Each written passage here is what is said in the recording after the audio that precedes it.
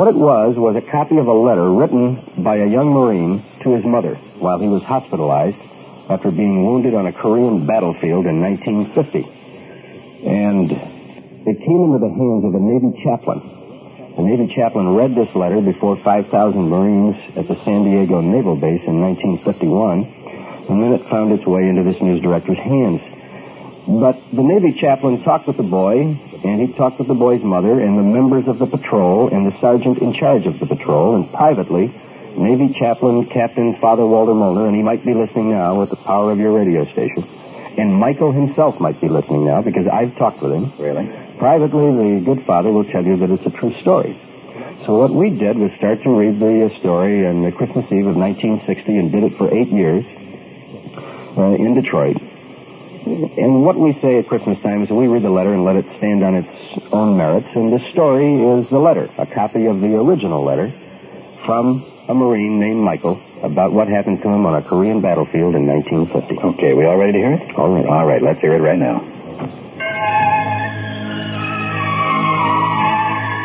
Dear Mom, I wouldn't dare write this letter to anyone but you because no one else would believe it.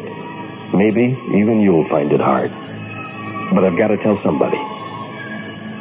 First off, I'm in a hospital. Now, don't worry. You hear me? Don't worry. I was wounded, but I'm okay. You understand? Okay. The doctor says I'll be up and around in a month. But that isn't what I want to tell you. Remember when I joined the Marines last year? Remember when I left how you told me to say a prayer to St. Michael every day? You really didn't have to tell me that. Ever since I can remember, you always told me to pray to St. Michael the Archangel.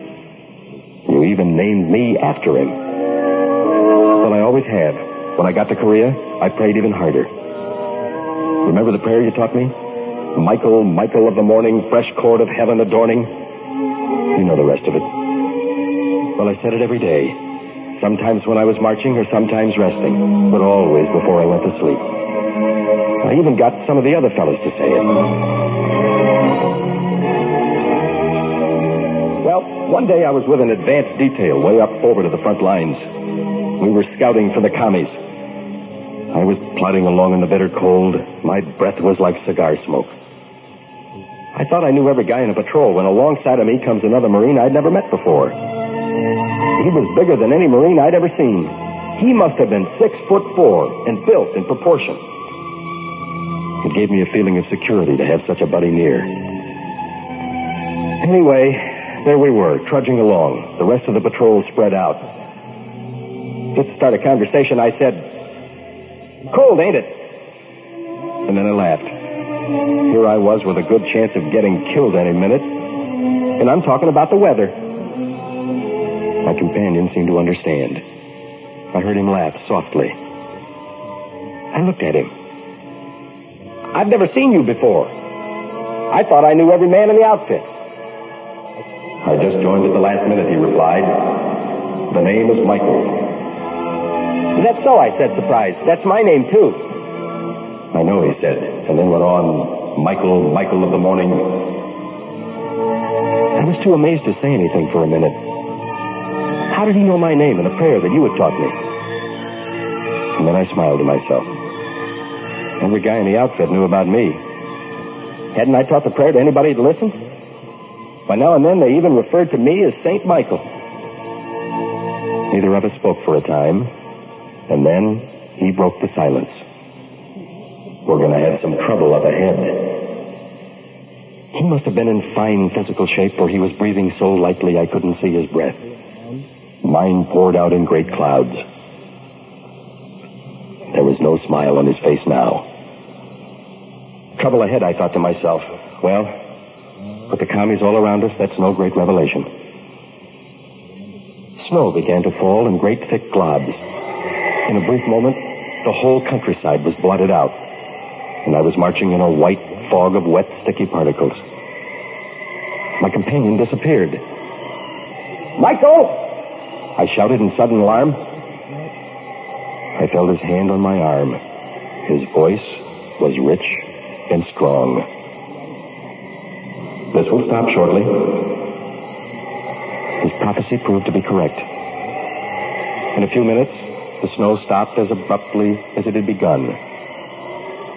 The sun was a hard, shining disk. I looked back for the rest of the patrol. There was no one in sight. We lost them in that heavy fall of snow. I looked ahead as we came over a little rise. Mom, my heart stopped. There were 7 of them.